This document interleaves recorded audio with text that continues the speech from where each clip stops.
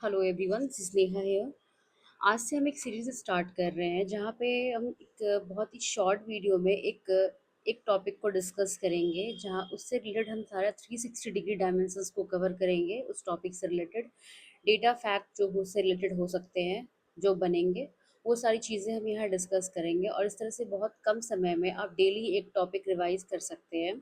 तो चलिए, आज का टॉपिक है क्रिमिनलाइजेशन ऑफ पॉलिटिक्स, राजनीति का अपराधीकरण। ये क्या है?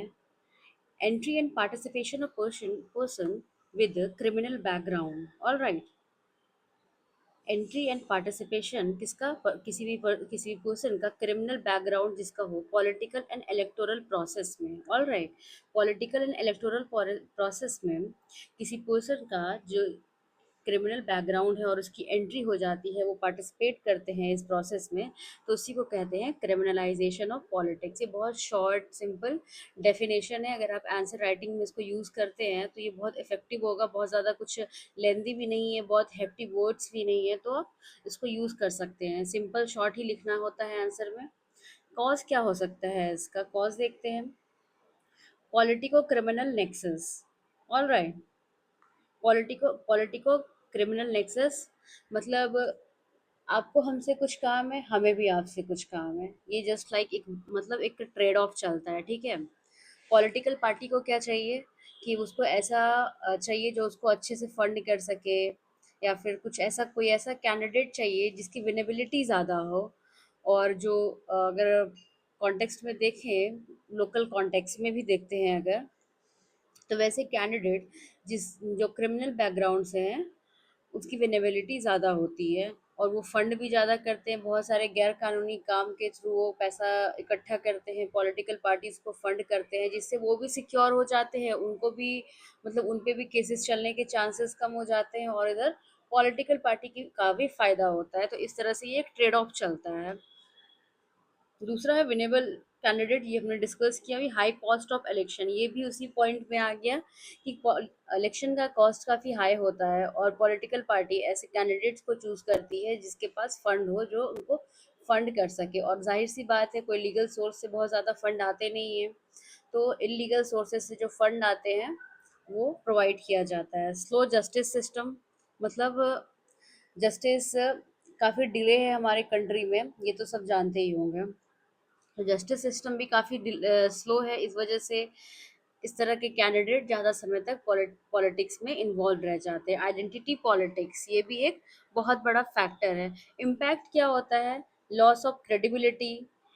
जाहिर सी बात है, अगर इस तरह का कोई कैंडिडेट आता है तो जीतते तो हैं वो, अलग बात है वो, लेकिन साख भी उनकी कम हो जाती है, पॉलिटिकल पार्टी की साख कम हो जाती है अगर कोई बहुत ज़्यादा क्रिमिनल बैकग्राउंड से इसमें कैंडिडेट होते हैं। All right. Law breaker as law maker, ये आप ऐसा कोट भी यूज कर सकते हैं। Law breaker as law maker मतलब यही लोग हैं जो कानून बना तोड़ते हैं समाज में, और यही लोग जो संसद में जाके कानून बनाते हैं। Unfair electoral process, institutionalised corruption. अभी तक तो मतलब अभी तक क्या करप्शन ऐसे कहा जाता है कि ऐसे हो रहा है, लेकिन इस तरह के प्रोसेस से अगर क्रिमिनल आ जाता है, पॉलिटिक्स में आ जाता है, तो ये इंस्टीट्यूशनलाइज्ड हो जाता है। पर करप्शन प्रोसेस ये इंस्टीट्यूशनलाइज्ड होता है, ठीक है। जाहिर सी बात है, अगर मैं क्रिमिनल बैकग्राउंड से हूँ, अगर मैं किसी पॉलिटिकल पार्टी में जाती हूँ, तो मैं अपने जो रिलेटिव्स हैं जो वहाँ पे और ज़्यादा अच्छे से करप्शन को प्रमोट होने में मदद करूँगी, ठीक है। कोई भी जहाँ पे ज़रूरत हो उस तरह का, तो मेरा एक इन्फ्लुएंस रहेगा, मेरा एक सपोर्ट रहेगा। तो इस तरह से ये चीज़ें वर्क करती है। लेकिन इसके लिए कुछ प्रोविजंस भी बनाए गए हैं, कुछ constitutional and legal provision, judicial pronouncement वगैरह, ये सारी चीज़ें हैं। तो देखते हैं हम क्या क्या है। RP act, representative of people act 1951, इसमें क्या कहता है? इसका सेक्शन 8 कहता है, सेक्शन 8 ये कहता है कि कोई भी कैंडिडेट जिसको 2 और 2 साल से ज़्यादा सेंटेंस मिल चुका है, वो डिस्क्वालिफिकेशन उसका हो जाना चाहिए, ठीक है। कोई भी कैंडिडेट जिसका 2 या 2 साल से ज़्यादा को उसको सेंटेंस मिल चुका है, जेल जा चुका है वो इंसान, तो उसको डिस्क्वालीफाई कर देना चाहिए। डिस्क्वालीफाई होता है वो, ठीक है। Section 11, election commission has power to remove or reduce the period of disqualification, ये भी एक प्रोविज़न है इससे रिलेटेड। नेक्स्ट है 130 कॉन्स्टिट्यूशनल अमेंडमेंट बिल आता है, ये किस लिए आता है? ये 75 आर्टिकल 75 और आर्टिकल 164 को अमेंड करने के लिए आता है। और इसमें क्या कहा जाता है, ये प्रपोज क्या करता है कि मिनिस्टर जो अरेस्ट होते हैं या डिटेन होते हैं फॉर 30 डेज, अगर 30 दिनों तक कोई मिनिस्टर अरेस्ट या डिटेन होते हैं, 330 कंजिक्यूटिव डे, ऐसे नहीं तोड़ तोड़ के नहीं, 330 कंजिक्यूटिव डे मतलब 1 महीने तक लगातार कोई डिटेन होता है, तो और कोई ऐसे जुर्म के लिए जिसका पनिशेबल ऑफेंस कम से कम 5 साल होता है, तो उनको ऑफिस से हटाया जा सकता है। ये प्रपोज करता है 130 कॉन्स्टिट्यूशनल अमेंडमेंट बिल, जो आर्टिकल 75 और 164 को अमेंड करता है। ठीक है, तो आप एक बार आर्टिकल 75 164 देख लेंगे। नेक्स्ट आता है judicial pronouncement, union of India versus ADR 2002। ये कब 2002 में आया था? इसमें क्या कहता है, election commission of India to secure affidavit from candidate detailing detailing all past और पेंडिंग क्रिमिनल चार्जेस। ठीक है, ये इस तरह इस केस में आता है union of India versus ADR में, कि इलेक्शन कमीशन ऑफ इंडिया सारे कैंडिडेट का सारा एफिडेविट जमा करवाएगा जिसमें उसका पास्ट और पेंडिंग क्रिमिनल चार्जेस मेंशन रहेगा। ठीक है, नेक्स्ट आता है lily Thomas versus union of India, 2013 का केस है ये। Immediate disqualification for sitting legislator convicted, sentence for 2 more years of imprisonment. Alright, तो ये लिली थॉमस वाले केस में आया था। नेक्स्ट आता है जो बहुत रिसेंट का है ये public interest foundation versus union of India, 2019 का है ये। इसमें क्या कहता है कि पॉलिटिकल पार्टी जो है वो पब्लिश करेगा, क्या करेगा, क्रिमिनल रिकॉर्ड अपने जो कैंडिडेट का है on their website, social media and local newspapers, ये इन्फॉर्म करेगा, ये पब्लिश करेगा पॉलिटिकल पार्टी उसके कैंडिडेट का क्रिमिनल रिकॉर्ड।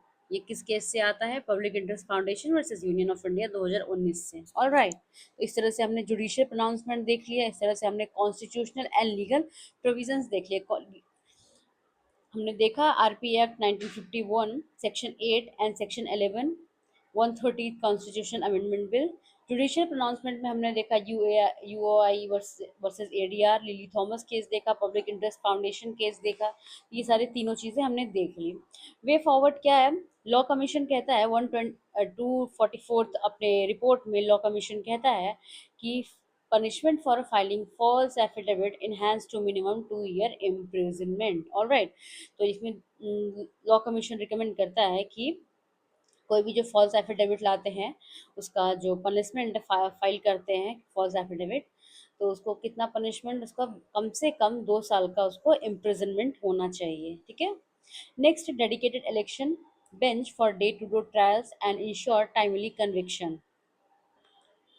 जाहिर सी बात है, क्योंकि स्लो जुडिशियल प्रोसेस भी एक मुद्दा है, तो उस चीज़ को ख़त्म करने के लिए क्या किया जाना चाहिए? एक डेडिकेटेड इलेक्शन बेंच स्टार्ट किया जाना चाहिए। नेक्स्ट होता है review of section 11 of RP act 1951। Section 11 क्या कहता है? हमने देखा अभी, election commission has power to remove or reduce the period of disqualification. इस चीज़ को भी रिव्यू करने की बात करते हैं। वे फॉरवर्ड में फाइनेंशियल एंड मतलब इस तरह से किया जा सकता है। ठीक है, फाइनेंशियल एंड ट्रांसपेरेंसी रिफॉर्म में क्या है? Political party should brought under RTI act 2005। ठीक है, इसके अंदर लाना चाहिए ताकि ये ट्रांसपेरेंसी इंश्योर की जा सके। कुछ डेटा इससे रिलेटेड है, फैक्ट हम देख लेते हैं क्या है।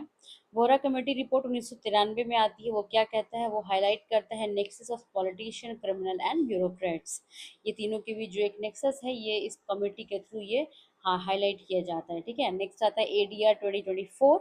Success rate for candidate with criminal charge 15% है, 15.3% है, 15.3%।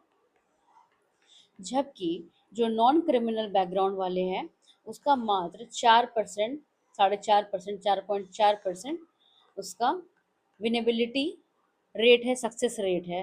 तो ये एक main one of the main reason है, one of the most important reason है ये, जहाँ क्रिमिनल को टिकट दिया जाता है, क्योंकि इसका विनेबिलिटी हमने देखा एडीआर रिपोर्ट हाईलाइट करती है कि 15.3% इसकी विनेबिलिटी रिपोर्ट है, जबकि जो नॉन क्रिमिनल बैकग्राउंड वाले हैं उनका 4.4% है। ठीक है, एडीआर रिपोर्ट 2024 में आता है। सेम रिपोर्ट में क्या कहा जाता है कि 55% राइज हुआ है किसमें?